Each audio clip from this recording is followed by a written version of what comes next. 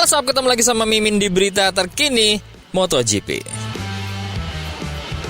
KTM adalah penantang serius bagi juara MotoGP musim ini.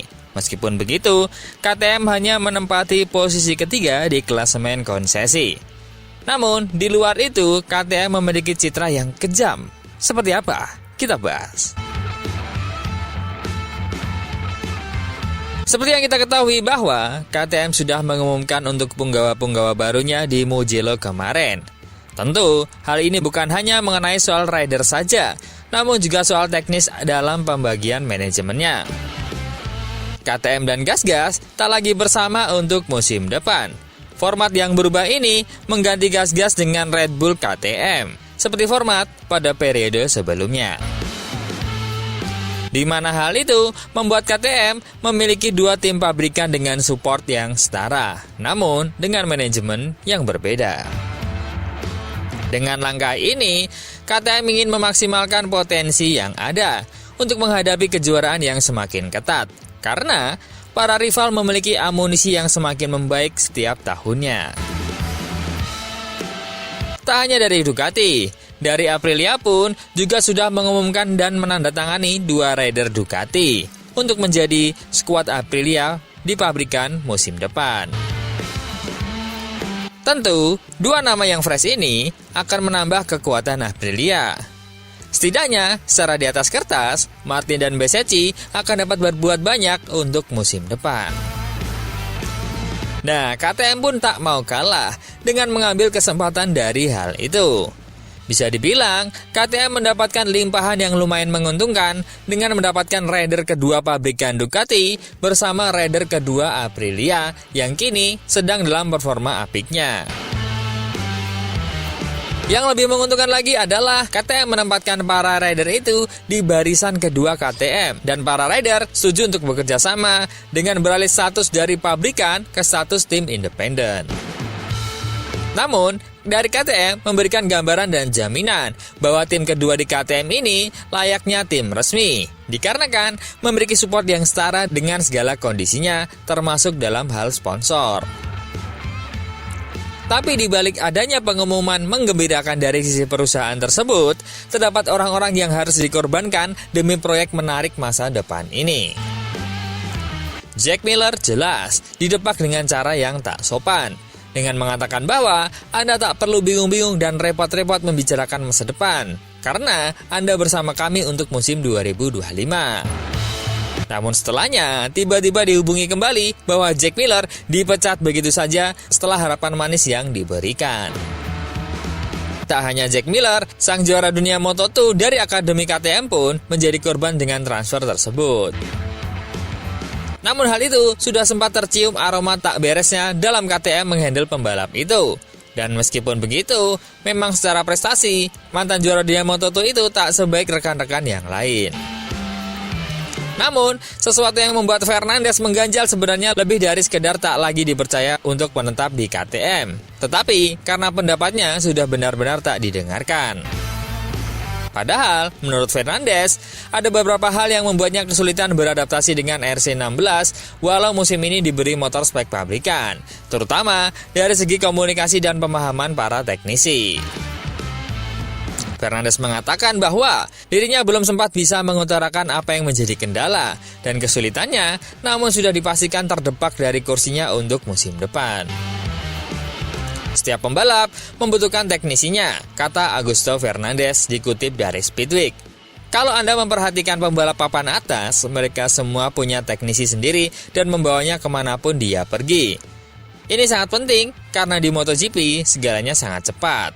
Pembalap asal Spanyol itu menuturkan bahwa dia sudah sempat bilang kepada KTM tentang kurangnya pemahaman sejumlah teknisi yang berada di sisinya, namun tetap tidak bisa diperbaiki lagi. Mereka mengakui bahwa sadar adanya kekurangan pemahaman. Namun sebelum saya mendapat solusi dari masalah ini, mereka memecat saya, ungkap Fernandes.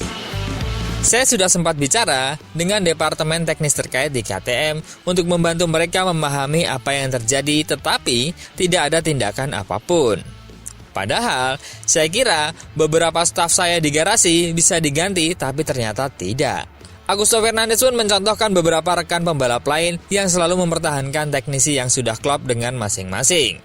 Saya bukan satu-satunya yang butuh teknisi yang memahami saya. Pecco misalnya, sudah berapa tahun dia bekerja dengan teknisinya. Lalu Jorge Martin dan Jack Miller juga membawa teknisinya dari Ducati. Dan sekarang, Maverick dan Bastianini kesini juga akan membawa teknisi mereka.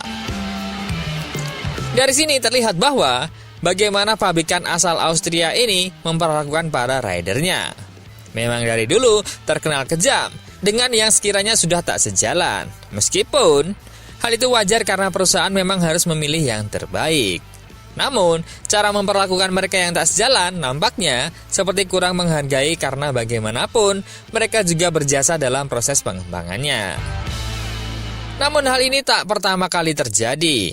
Nama-nama seperti Remy Gardner dan Pol Espargaro sudah lebih dulu. Dan kini, Jack Miller dan Raul Fernandez memiliki nasib yang sama. Pol Espargaro mungkin masih beruntung karena diberi hadiah mobil sport.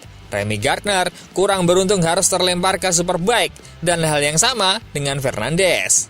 Sedangkan Jack Miller harus tiba-tiba menjadi pengangguran. Semoga dapat pesangon atau setidaknya BPJS ketenagakerjaannya bisa dicairkan secepatnya. Nah, sedangkan dari sisi pabrikan, Tech3 mengidentifikasi target 2025 yaitu podium setiap akhir pekan. Tim Tech3 KTM yang bersama dengan tim pabrikan KTM Red Bull akan memiliki mesin yang identik untuk menghadapi musim MotoGP 2025. Namun tak hanya mesin baru, mereka juga melakukan dengan susunan pemain baru karena Enea Bastianini dan Maverick Vinales bergabung dengan tim dari Ducati dan Aprilia. Manajer tim Nicolas Goyon berkata, "Kami sangat bersemangat sejak saat itu. Akhir pekan setelah Mugello sangat menegangkan. Maksud saya, menegangkan dan mengasihkan secara bersamaan. Kami tahu kami memiliki kesempatan ini, dan ketika mereka mengkonfirmasi bahwa mereka akan menandatangani kontrak dengan KTM, kami sangat senang mengumumkannya. Enea dan Maverick adalah dua pemenang balapan. Ini adalah sesuatu yang cukup baru bagi Tech3 secara umum. Mereka akan berada di dalam kelompok besar pembalap yang mampu menang setiap akhir pekan. Ini hal baru bagi kami dan juga bagi KTM. Jadi targetnya adalah naik podium setiap akhir pekan. Ini adalah usaha besar dari KTM yang saya yakini akan membawa mereka ke puncak dan target akhir dari ini adalah memenangkan kejuaraan. Saya pikir ini adalah cara yang tepat untuk bertindak untuk memenangkan kejuaraan." Menjelaskan seberapa dekat motor mereka dengan mesin pabrikan Brad Binder dan Pedro Acosta, Goyon mengakui Vinales dan Bastianini akan menjadi perpanjangan dari tim pabrikan. Goyon berkata, tahun ini sudah sangat mirip. Katakanlah, strukturnya semua sama dengan KTM. Sejak beralih ke gas-gas, kami telah melihat upaya besar dan kami dapat mengatakan bahwa kami memiliki motor yang sama. Saya percaya, warnanya akan berbeda, tapi kita akan semakin dekat dengan mereka. Meski kita sudah sangat dekat dengan mereka saat ini. Tidak akan ada perbedaan besar. Kami akan terus seperti ini dan strukturnya akan seperti tim pabrikan. Ini adalah sesuatu yang dikonfirmasi KTM saat merekrut Vinales dan juga Bastianini, dan mengingat kesuksesan mereka di MotoGP, Tech3 bahkan dapat menantang seluruh tim pabrikan setiap akhir pekan.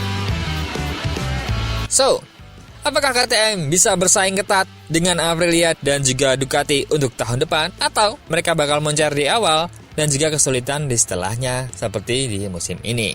Menurut teman-teman gimana nih? Coba komen.